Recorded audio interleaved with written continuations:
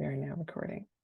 And I'm just going to stop sharing my screen so that we can see all of your lovely faces.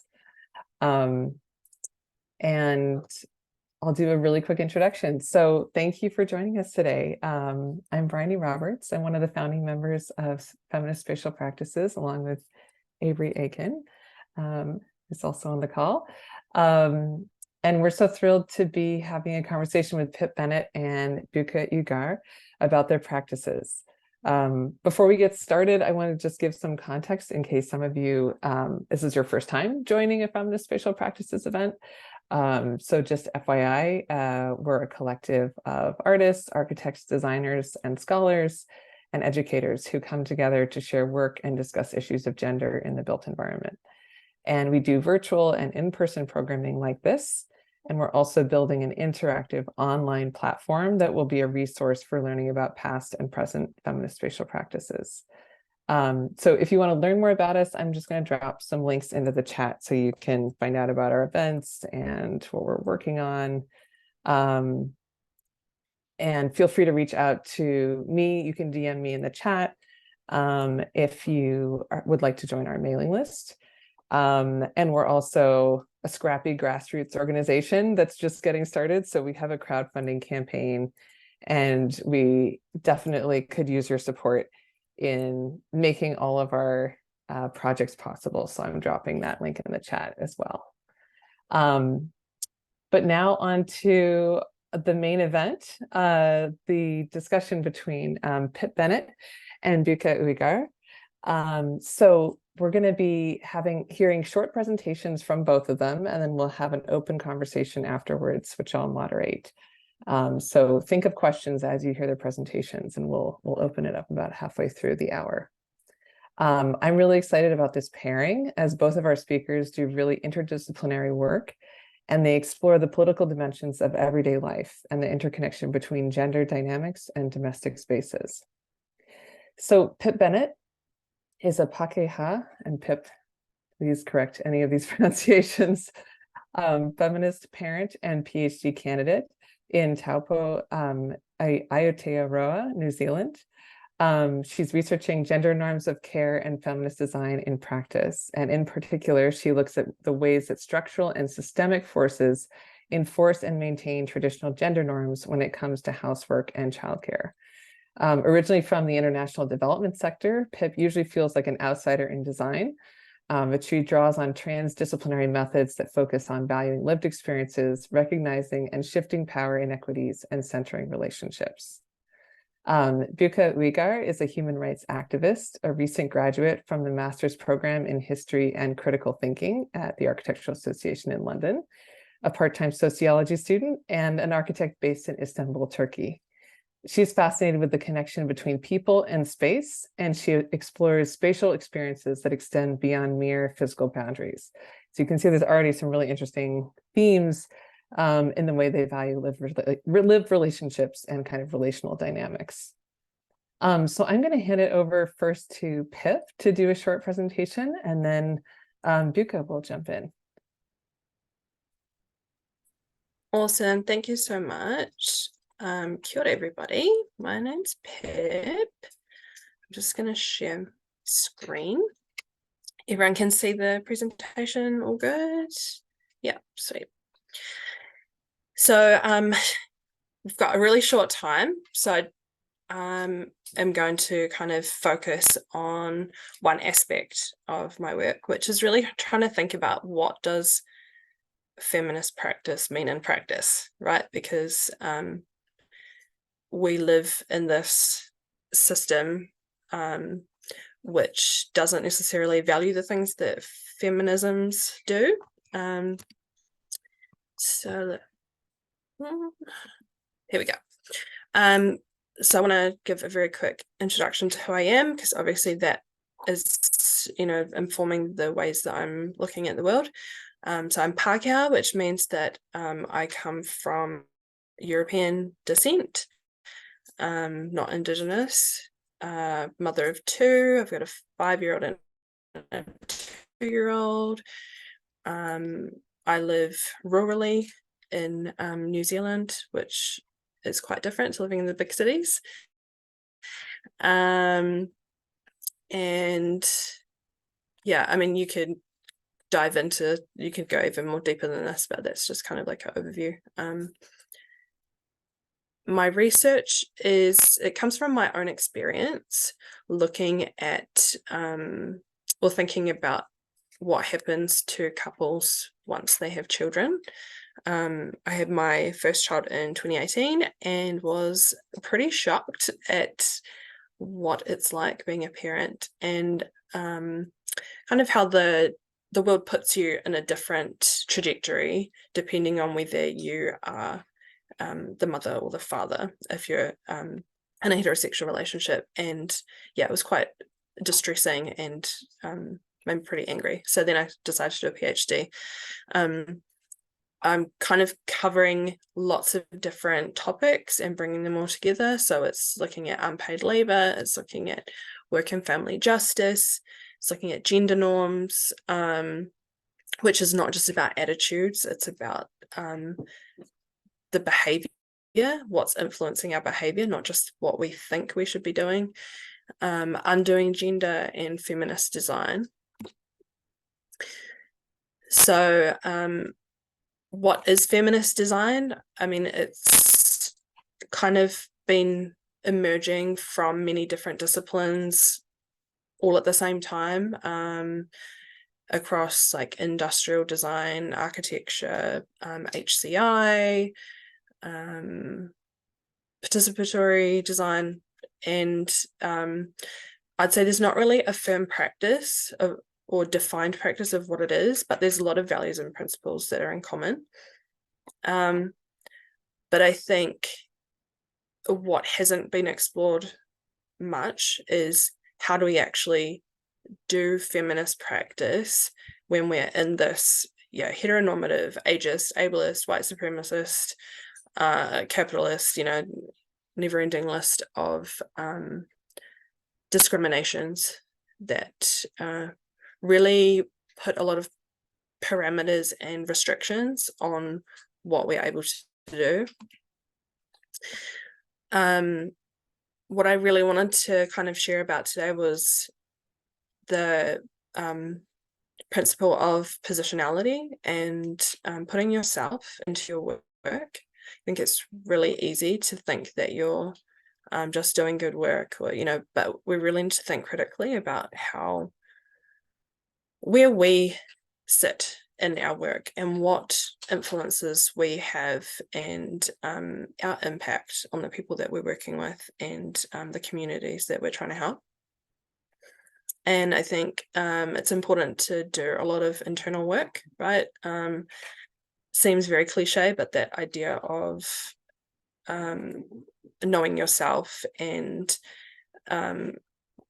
if you change yourself, you change the world. If you think about systems practice, that aligns with it, in that you change one part of the system, and then you can't help but change the rest of the system. So I think knowing your positionality is really important, and I wanted to give us a couple of minutes actually for everyone to think about your positionality. This is a worksheet from Leslie Ann Noel, and it asks us to think about all of the different things that make up who we are, and then when we have that clear picture, then we can think about, how does this relate to the work that we're doing? How does this make me an insider or an outsider? What power dynamics am I playing with because of who I am, and how does that affect the work I'm trying to do? So I don't know, do we have a couple of minutes, Bryony, for everyone to have a look? I don't know if maybe we could share it in the chat. If everyone's comfortable to do that, pick maybe 2 areas that are listed there and share kind of what are the biggest challenges you face in regards to how that aspect of your identity makes your work easier or harder.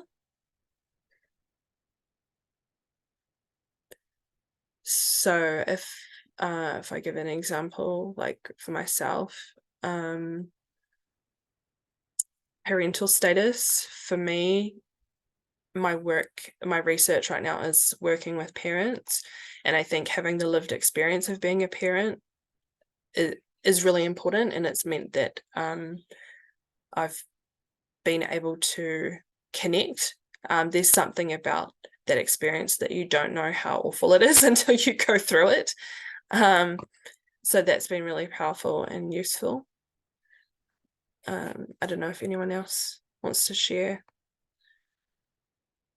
in the chat or by voice, jump in.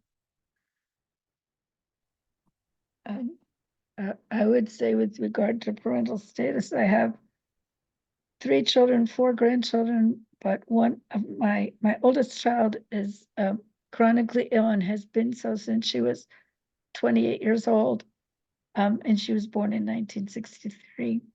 So I think whatever is happening with raising children, I kind of thought getting them through college was kind of a good thing.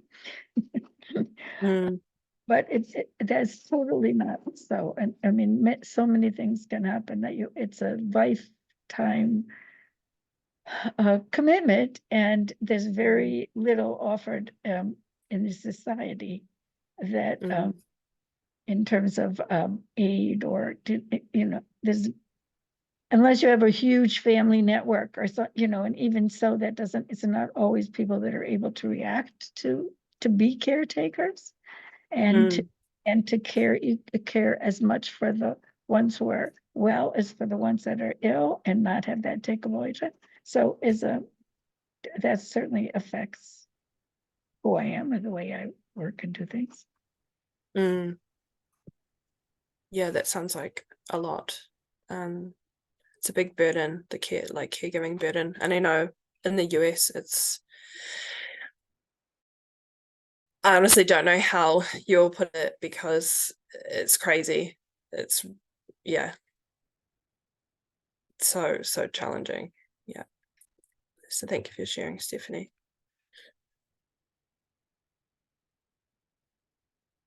So Bryony shared about ageism. She's saying, I'm noticing change over time with the question of ageism, that it was so hard to be taken seriously as a young woman in architecture, and simply aging somehow changes people's expectations for you. And then at a certain point, there's another kind of ageism that kicks in. Yeah, totally get that. I feel like I'm constantly the young person, actually. And I keep thinking, I'm almost 40, like, yeah. Lauren's shared, one other thing that I've taken for granted is visa status. Many of my international friends have to make decisions based on what will help them to stay living and working in the US rather than what they're passionate about. Similarly, the increased precarity often means they feel more easily discarded or not as well considered by companies who would need to sponsor them. It makes negotiation difficult. Yeah, totally. Even for myself, my husband's from Nicaragua, so yeah, it's very challenging being migrant, at definitely that precarity. And I think that's the whole point of the positionality, right, is understanding it's not about devaluing who you are, or saying, like, particularly for those of us that are white, it's not about saying that you haven't earned it or you haven't worked hard or whatever, but it's saying that actually there are so many different experiences, and the systems that we live in do prioritize and do value certain identities over others, and we need to make sure that we, like, particularly those of us who are who are privileged, we need to make sure that we make space and try and shift the systems for those people, so that everyone has more equal chance. And I did really just want to make a comment too also about Indigenous peoples. I think like you can see from my presentation that I support Palestine, and I think there's a lot of work that needs to be done with settler colonies, settler countries, you know, which Aotearoa New Zealand is one of them, and we're all connected. You know, we can't take it for granted that something is over there, because it's happening where we are too. And like, for example, we've just had a new government come into New Zealand. They've been here for like a week, and already they are saying that they want to take the Indigenous language out of the government. They want to take away, like repeal the principles that have been applied in law from the treaty, which established the relationship between the Indigenous people and the Crown. Yeah, and I think it's important for those of us that do have power and privilege to acknowledge it and to utilize it to shift these things that, yeah, just backwards, to be honest. We've got to try and progress things so that everybody has space and the option to choose how they want to live. I can add to that actually. So I moved to London last year, and there was a lot of personal questions, like also with me, and when I was talking to my friends who also needed a visa to enter the country, and we were talking about the race and ethnicity, and because I'm coming from Turkey, so it's like a very eclectic country that has problems with ethnicity as well. So when I actually moved to London, I was having a hard time to figuring out, okay, where do I belong? Because I'm not a nationalist person, but sometimes I need to give context about some things, and I am talking about like Turkey. I'm just saying like Turkish culture or anything, but again, like it's like very mixture of different ethnicities and different races. And also I noticed that I am privileged than most of the countries when I moved to London, because I'm not sure what I am or where do I belong, but I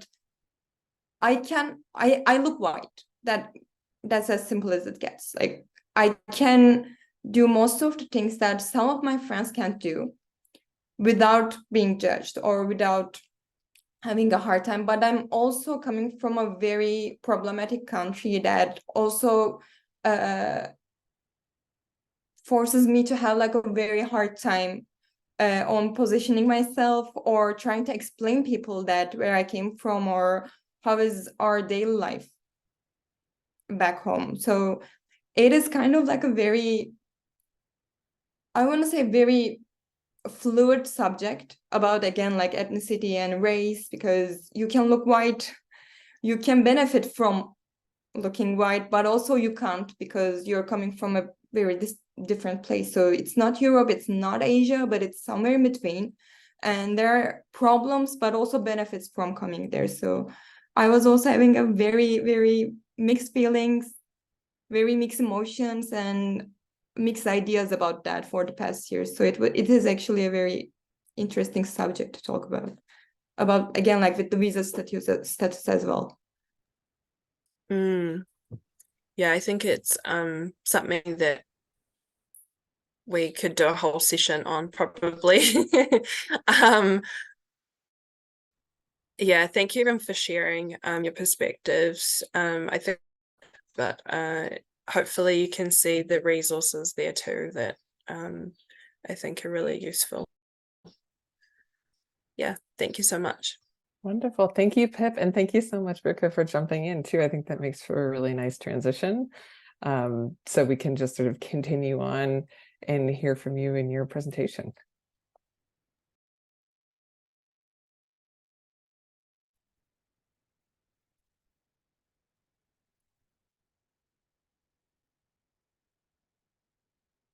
Okay.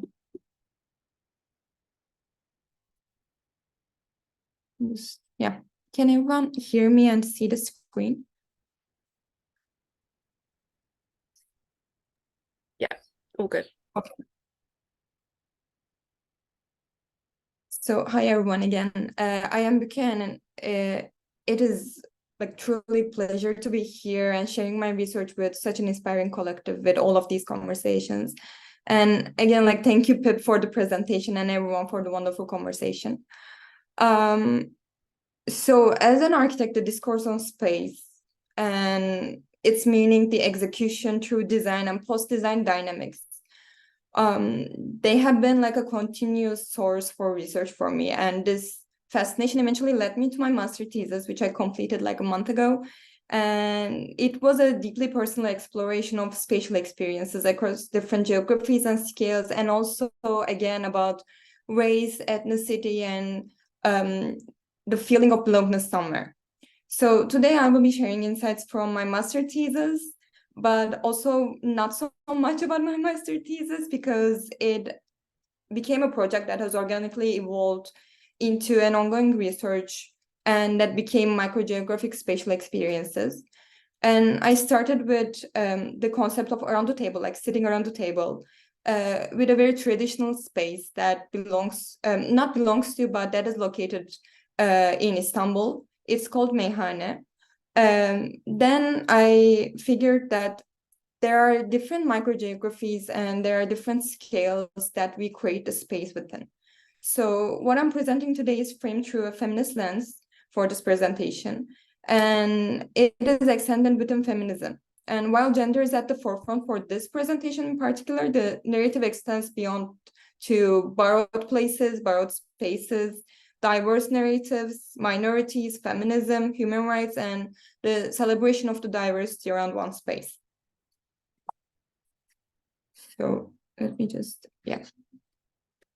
So first I want to introduce the focal point of my study, the table, and in particular the meyhane and its table. So meyhanes are traditional drinking houses that are geographically located in Turkey and mainly Istanbul, but it's not a nationalist culture. They're about like rituals, repetitive elements, and rhythms that belongs to decades and hundreds of years culture. And the social interactions within meyhanes build the structure that define the space, and the structure can take any form. So primarily centered around the table. So that's why the table, like the epicenter of the rituals and the gatherings, they become the carrier of meyhane culture and transporting it to anywhere and everywhere. And while meyhane culture, with its like historically deeply rooted, it is deeply rooted in everyday life with like alcohol consumptions, and it became the symbol of resistance through generations and multiple political transformations. So from its emergence to current date, many have changed, but the table stayed the same. So today, I will not be mainly talking about my thesis and meyhane, but I will focus on the table and how it has been the element of creating social structures, being a symbol of resistance and conversations through different practices. And I'm going to explore more on like space making practices in different scales. For this presentation in particular, it's primarily around the table, but I will extend more in the coming years. So before I talk about the table, I just want to introduce the meyhane culture and how it is formed within like a very social dynamic. Şimdi ister İngilizce. You can answer in English or in Turkish. What does meyhane mean for you? Freedom. So I learned it's drinking hakkı with nice food and nice friends and just having a good time. Çok zor. What does meyhane mean for you? Dance. Ankaralılar için ne demek efendim meyhane? Biliyorsundur ama biri ölmüştür ama biri doğmuştur. Meyhane öyle bir yer aslında hayatın içerisinde ve sosyal bir yer. Karşısında oturan kim? So through the research, I discovered that the space itself goes beyond the physical boundaries, and it became a social structure with the table emerging as the key carrier of this culture. And the rituals and the experiences around meyhane tables, as well as the conversations, they showcase the potential of the space beyond the physical boundaries and also traditional definitions of the space. So both in practice and theory, it changes or challenges the norm of the definition of the space. And yeah. So the table in this context actually holds a profound meaning. And it is not just a piece of furniture, it's a symbol of togetherness, bridging the past and the present. And it unifies generations, acting as the representational element. So it is also reflecting everyday life through political changes. And in the transformations that meyhane undergo, women have gained seats at the table, challenging traditional norms, and they contribute to the conversations about feminism. So the table, often surrounded by conversations, became a platform for women to express their representational elements, their discourse, and activism. And they became, in the recent years, like the regulars of the table and contributing to a more extensive discourse and discussion. So these women were considered the regulars of the meyhane, as you can see in the picture. And by that time, it was very hard to find any woman in meyhanes. So they were writers, journalists, and they were writing about feminist practices in their columns. So they were talking about them and so on. And at one point, because it was very hard to find women in meyhanes, it was also tough for feminist crowds or feminist collectives to gain a seat at the table. So when they barged into meyhane at some point, they started talking about domestic labor, human rights, and problems they face every day. And it eventually became a newspaper article because they were constantly going to meyhanes, they were barging in, they were taking their seats at the table, and they were creating discussions like every Friday. So the geography of the table became like the center of the discourse itself, as it was used for gathering and being a part of many narratives and not just meyhane tables. So for me, finding these microgeographies and exploring their specialty was very interesting. And there was a complex relationship between the interactions and the formation of social structures. So these interactions weren't merely shaping around the space, like one particular space, but they were using a very domestic element and very domestic action, like setting up the table or cooking or serving to someone as a feminist practice. So my questions were mainly, and still are, like, how can the space be produced and how can it go beyond its definitions and the limitations, and what are the potential of the space? So while exploring like the dynamics of spatial experiences, there are some experiment and experiences, and there are temporal spaces, but also there is activism going on inside these temporal spaces, and they can just change scale-wise or geographically, but again, like taking the domestic elements and making something out of it, like a very feminist practice, was a very common element and very common action. So the concept of around the table, as my thesis topic, holds a significant importance for me. A table as a microgeography becomes a focal point of this study. And transitioning into a more specific focus, it is about exploring different scaled microgeographies and forming integrated spaces with activist places. And this examination goes beyond the specific tables as well. So it creates a very international bond, it creates a very international structure, a social structure that is coming from the table, that is coming from the discussions around the table. And while that is expanding or extending beyond its physical limitation, it is also creating a very international web that is also influencing other feminist activists, such as the Mothers of Plaza de Mayo. They influenced other feminist activism acts in Turkey that is called the Saturday Moms. So it's basically the same thing, but they are using the same space in a different geography, and they're sharing the space. So it's not just about specifically located geographies and specifically located spaces.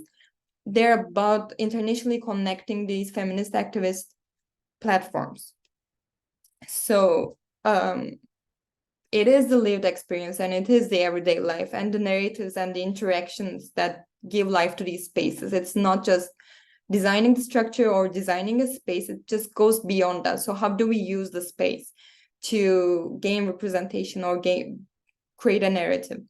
So drawing parallels between like tables and urban spaces and other geographies, we can unfold the everyday life and the conflicts and political discourse. The discussions on minorities and representations, culture are all elements of a very rich tapestry into these spatial experiences. So they are attained to these spatial experiences. While they are very permanent spaces, they are also like, they're creating temporary spaces that also goes beyond not just the limitation, like the physical limitations, but it also goes beyond the time as well. So it is creating a generational importance of these spaces. So yeah, I mean, these interventions in these spaces, they are forcing conventional limits, like traditional limits of the space. They are showcasing the dynamic nature of the space and its continual evolution.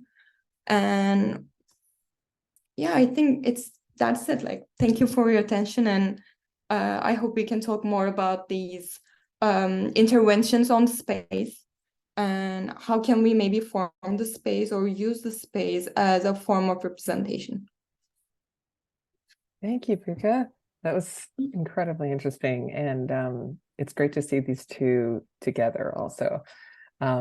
So I can kick us off with some initial thoughts, but also we would love to hear from our audience. So feel free to either drop questions in the chat, or you can use the raise hand function and speak your question. I'll keep an eye out for raised hands and call on people. Yeah, so I think part of what is so fascinating about both of you is the way that you sort of bridge political action and theory, and even thinking about your backgrounds, that Pip, you were involved in international development, now doing a PhD, and Buka, you are a human rights activist, you study sociology, and then you're also doing this sort of work as in critical theory, and hopefully do a PhD in the future. Excellent. So even more connected. Yeah, and I think that I mean, I have questions in part about like, what is the value of the theory for you in that equation? But I guess to maybe dig in more to the things that you presented, you both talk about, domestic space as a site of sort of political inequity and also a place of action. And I'm sort of interested to hear your thoughts on that question of agency, like where you see the agency lying. And I think, Buka, your presentation made me think of Sarah Ahmed's writing in Queer Phenomenology about the table and like sticky objects and how much these objects carry like generations of social training, right? That like conditions us to behave a certain way. And I think, Pip, that resonates with a lot of what you were talking about too. And so how do we find agency in these contexts that are so embedded in these long histories of like trained behavior? So yeah, just curious to hear your thoughts on that. I mean, Pip, you can go first. You sure? You can go. You were ready to say something. No, I was just I think it's more about like the context of the space itself, because it is coming, I mean, the space also has the agency. So when you create or when you design the space, I mean, in terms of like the theory or in terms of architectural design, so you create a space and the space also gains agency in it gains agency in an everyday life. So it is gaining agency through the actions, through everyday life, through politics. So, and then like with the social interactions with people, with activism, or with maybe very specific problems that are going around that geographies, the space gains agencies through like people's agencies. Like, so it is not just about like the human agency, and it's not just about like the political agency, but it is about like the politics of the space as well, because you can use one space to create a symbol or create a resistance or feel something. Absolutely. And maybe just to Yeah. sort of ask a follow-up question Oh, go. about that real quick. It seemed like, you know, when you're describing these sort of feminist actions, that they were like appropriations and redirections of those existing spaces. Is that right? So it's almost creating new versions of the rituals through, repetition and gathering. Yeah. Pip, what were you going to say? I just see that Stephanie's got a raised hand, so maybe should we do that first in case it relates directly? Sure, Stephanie, did you want to respond to this topic or raise a new one? Well, what was confusing to me in the how different, at least in the images and in my own experience, it is to be around a round table as opposed to a very long table with people all along the thing, because you can't hear the people at the other end then, as opposed to being able to talk directly either at a small table, small rectangular table, or a large circular table. Mm-hmm. And then when that gets relocated to the outside, like Plaza de Mayo, you know, that's an already existing public square where speech has traditionally occurred, and you're changing the nature of the speech in the space. But I didn't understand how you would be creating that space necessarily. You're putting something different into it. And I wondered, did you really feel like the square was a transposition of the table, the inside table? The inside outside thing seemed to me to be a very different thing. I think maybe it's not just about creating new spaces, but using the space as a platform, or using a space that is already there, already located there, to represent yourself or build your narrative, because eventually you are a part of that everyday life as well as the space. So maybe just being there, existing there, or being present there. So you can just the space can gain new meanings, but it doesn't necessarily mean like creating new spaces, but having additional agencies or having additional characteristics to the space, maybe. Yeah, absolutely. I guess from my perspective, because I come from not architecture, I guess more design and more social design, and then also mixing that with social norms. So, and basically what I've found in my research is that right now we put a lot of emphasis on the capacity or the choices of the individual in terms of determining their behavior, but actually I think it's almost like a distraction that comes from these challenging systems like patriarchy, like capitalism, because I think it's actually the systems that are driving our behavior. That's something that I've found, thinking about couples, opposite sex couples that live together, they have a baby, and it's a really common experience that that the guy ends up working. His life doesn't change very much, but women, the mothers, are expected to work and do their second shift. And if you look at like public conversation, it's a lot of like, oh, you just need to divvy out better the roles. And what I found is, no, this is a foreseeable outcome because of the design of our systems.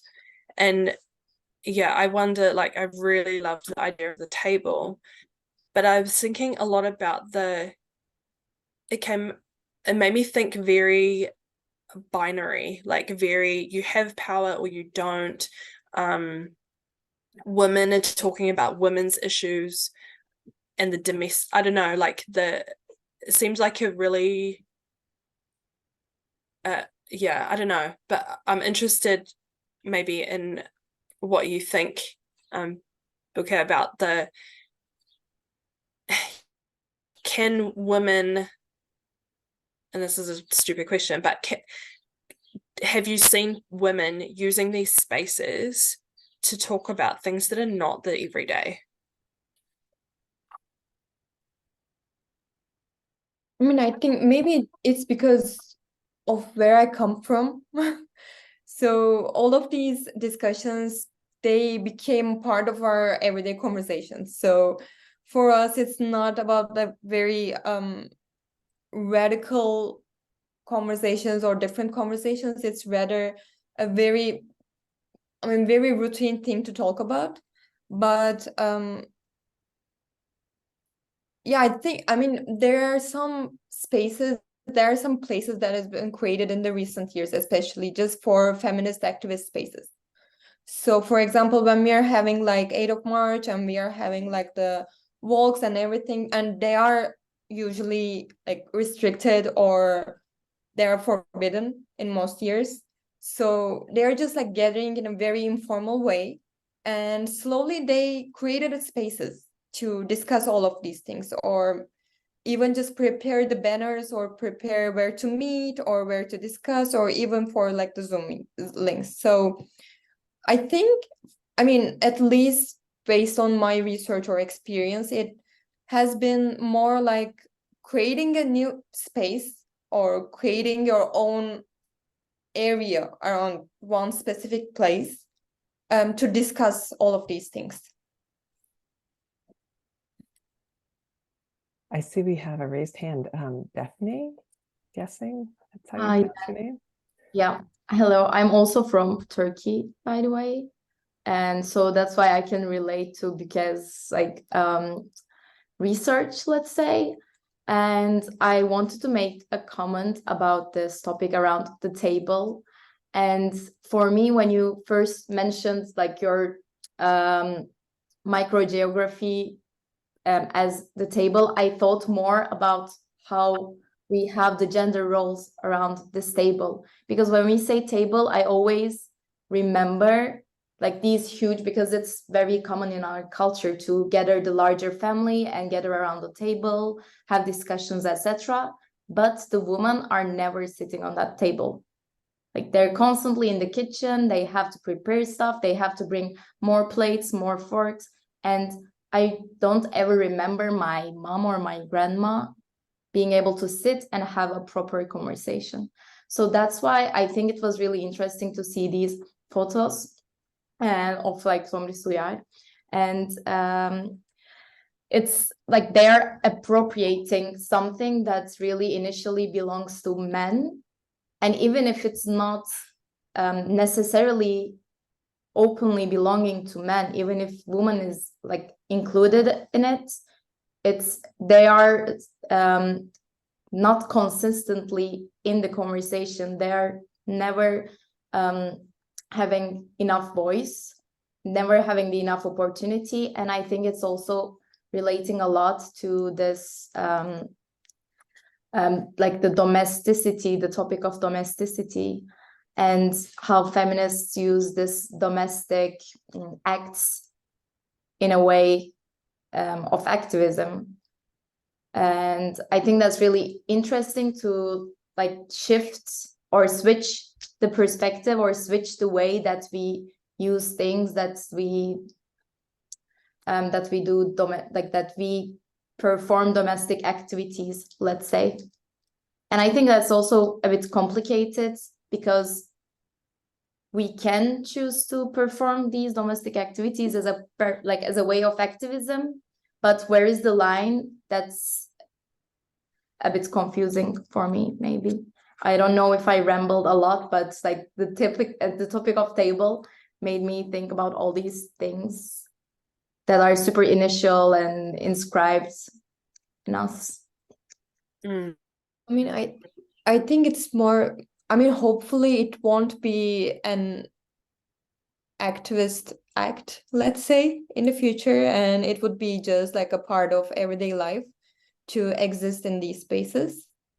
Because yeah, for example, I think, I mean, you're more familiar with the context of like, we have like I don't want to say traditional, but it is more like a traditional gatherings of women who do domestic work.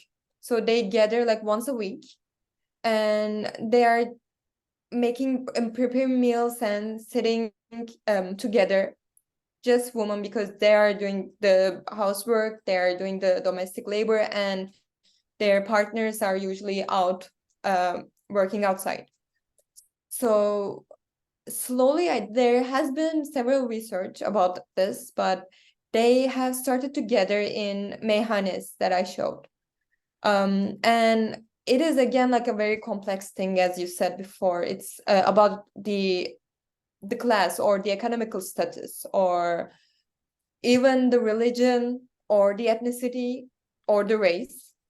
But I mean, hopefully in the future, it won't be just like a very activist thing, but it would be a part of everyday life to be existent. I mean, to exist in these spaces and to sit around the table.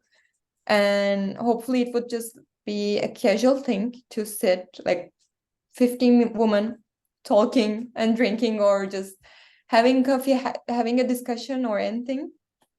But yeah. I feel like what actually needs to be targeted is the gender norms for men. I know in New Zealand, like they did some attitude surveys, and I think it was like a quarter of people. This was a nationally representative survey.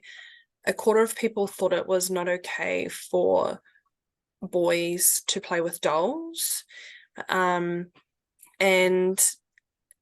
yeah, there's this idea that I read this great quote. It was talking about kids and how we don't want kids, like girls, we don't want them doing the things that boys do, and we definitely don't want boys doing what girls do, right? Like they're not allowed to wear pink, they're not allowed to wear like frilly stuff, they're not allowed to cry, no long hair.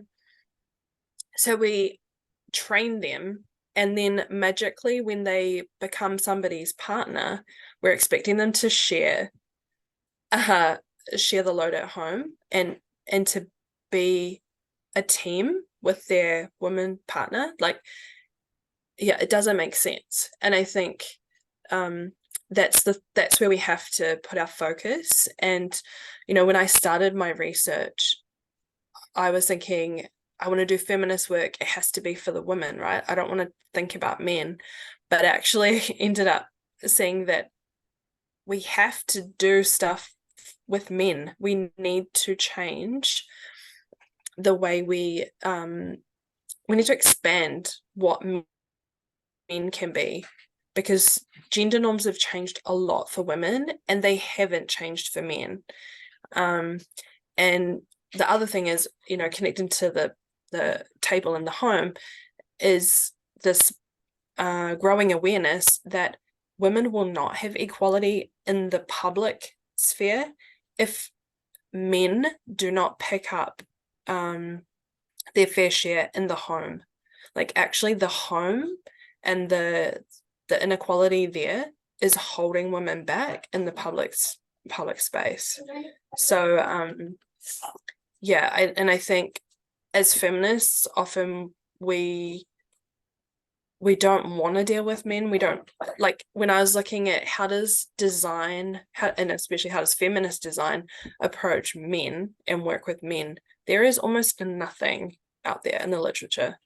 There's very, very little, and that's a problem.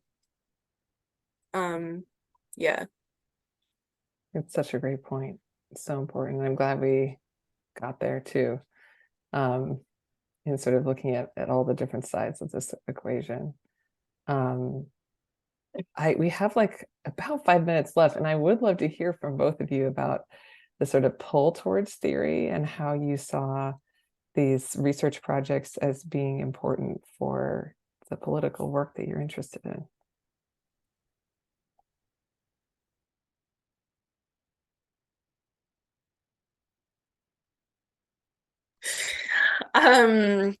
Okay. Theory and political work. I think for me, it always just comes back to that classic feminist slogan, the personal is political, right? So it's everything is connected. There's no distinction. You know, the boundaries that we put in our life that say this is work, this is theory, this is that, they're not real. You know, everything is everything. So